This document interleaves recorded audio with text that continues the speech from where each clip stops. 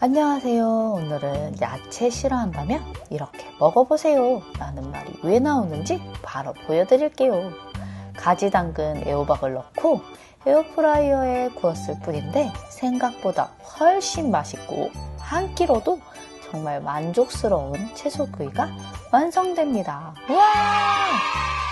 채소 요리는 자칫 잘못하면 심심하거나 물러지기 쉬운데요.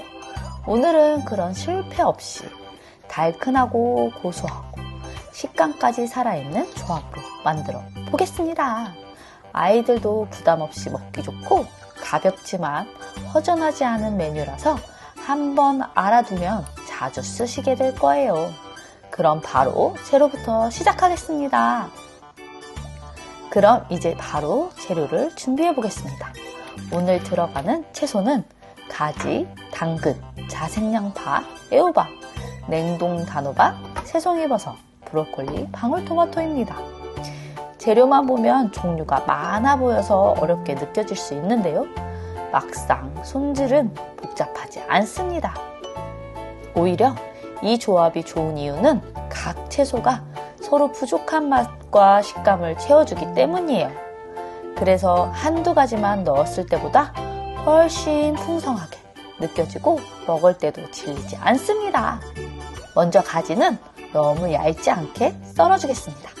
가지가 너무 얇으면 굽는 동안 수분이 빠져서 힘이 없어지고 너무 두꺼우면 속까지 익는 시간이 길어질 수 있어요.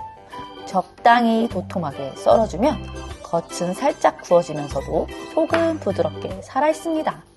가지는 잘 구워지면 특유의 물컹함보다 부드럽고 고소한 느낌이 살아있기 때문에 채소를 싫어하는 분들도 의외로 가장 먼저 손이 가는 재료가 되곤 합니다.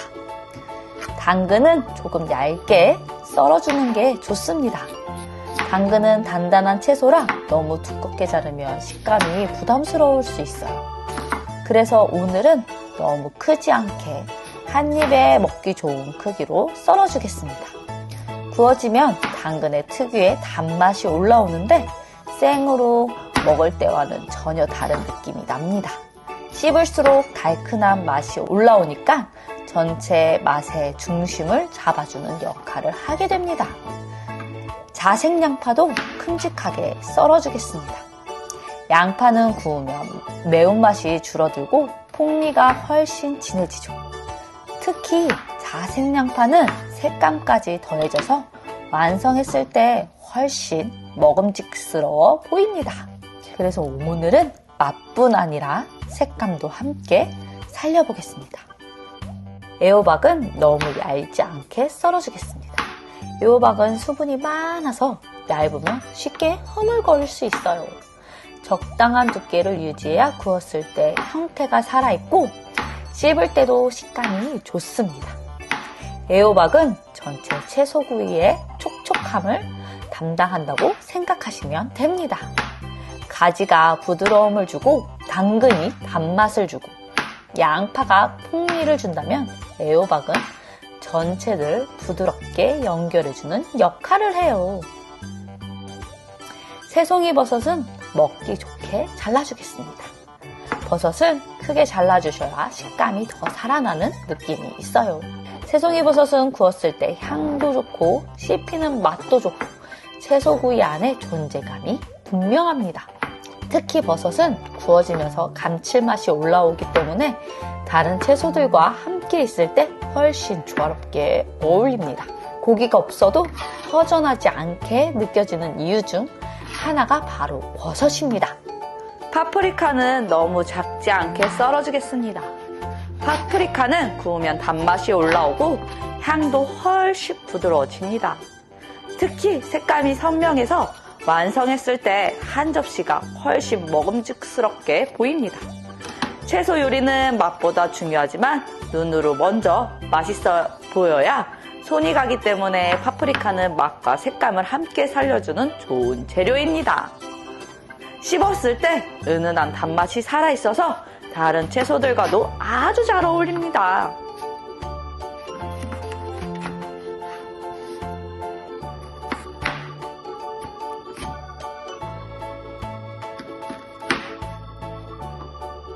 브로콜리는 한 입 크기로 잘라 준비하겠습니다. 브로콜리는 너무 크게 두면 익는 시간이 길고 너무 작으면 쉽게 퍼질 수 있기 때문에 적당한 크기로 나누어 주는 것이 좋습니다. 브로콜리는 구웠을 때 특유의 풋내가 줄어들고 겉면은 살짝 구워지면서 고소한 맛이 살아납니다. 특히 브로콜리는 채소구이 안에 식감을 더 또렷하게 만들어주는 역할을 합니다. 부드러운 채소들 사이에서 브로콜리가 들어가면 한 입 먹었을 때 훨씬 균형이 좋아집니다.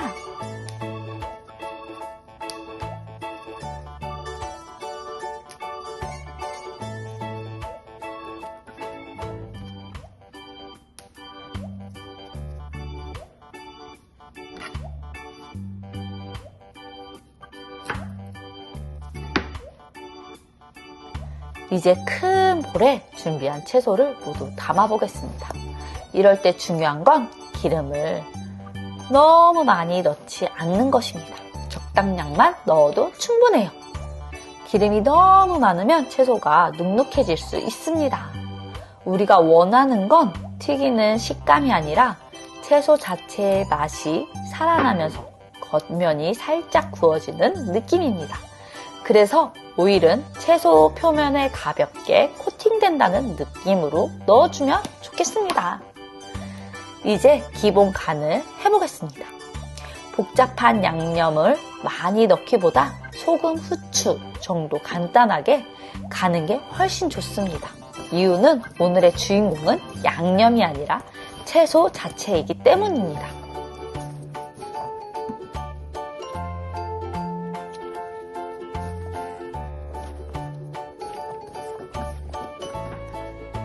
이제 에어프라이어 바스켓에 채소를 넓게 펼쳐 담아주겠습니다. 여기서 중요한 건 너무 많이 겹쳐서 넣지 않는 것이에요. 채소가 너무 겹치면 굽는 것보다 찌는 쪽에 가까워질 수 있습니다. 가능하면 넓게 펴서 넣어서 겉면이 더 잘 익고 식감도 더 살아납니다. 한 번의 양이 많다면 2번 나눠서 구워도 좋습니다. 조금 번거로워 보여도 결과는 훨씬 좋아집니다.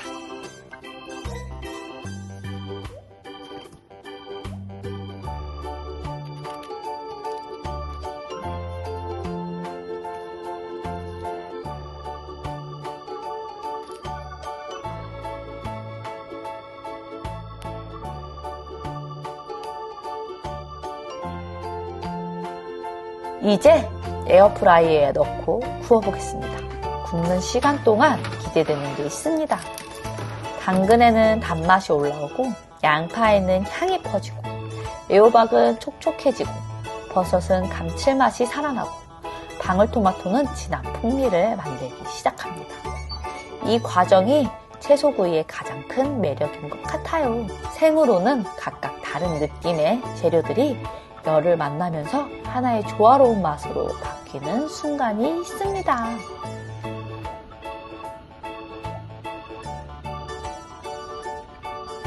중간에 한번 열어서 상태를 봐주시면 좋습니다. 채소구이는 딱 정해진 정답보다 지금 눈앞에 있는 상태를 보는 게 더 중요할 때가 많아요. 너무 익기 전에 한번 뒤집어 주거나 가볍게 섞어주면 골고루 더 이쁘게 익습니다. 이제 거의 다 익어갑니다.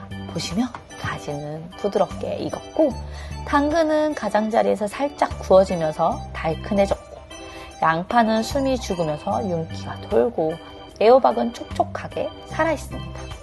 새송이버섯은 향이 확 살아났고 방울토마토는 살짝 터지듯 말듯 한 상태가 되었고요. 이 순간이 가장 먹고 싶은 순간입니다.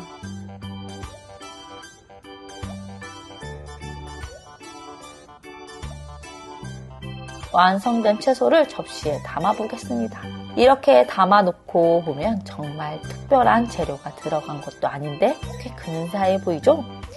그래서 채소구이는 늘 느끼는 게 있습니다.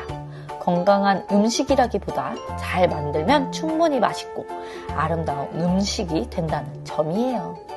오늘 영상을 보시는 분들이 이 한 접시를 통해 채소를 억지로 먹는 느낌이 아니라 이건 다시 해먹고 싶다라는 생각이 드셨으면 좋겠습니다.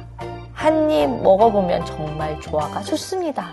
가지의 부드러움, 당근의 단호박의 달큰함, 양파의 풍미, 애호박의 촉촉함, 버섯의 감칠맛, 방울토마토의 상큼함이 차례로 느껴집니다. 자극적인 맛이 아닌데 이상하게 계속 손이 갑니다. 이게 채소구이의 매력이에요. 부담스럽지 않은데 만족스럽고 가벼운데 허전하지 않습니다. 여기서 집에 올리브 오일이 있어서 살짝 위에 곁들였는데 너무 맛있어요. 오늘은 가지, 당근, 애호박을 넣은 초간단 에어프라이어 채소구이를 만들어 봤습니다. 한번 만들어 보시면 왜 이 조합이 좋은지 바로 느껴지실 거예요. 건강하게 먹고 싶은 날, 아이들과 함께 먹고 싶은 날, 냉장고 채소를 맛있게 비우고 싶은 날, 이 레시피 한번 꼭 해보시길 바랍니다. 감사합니다.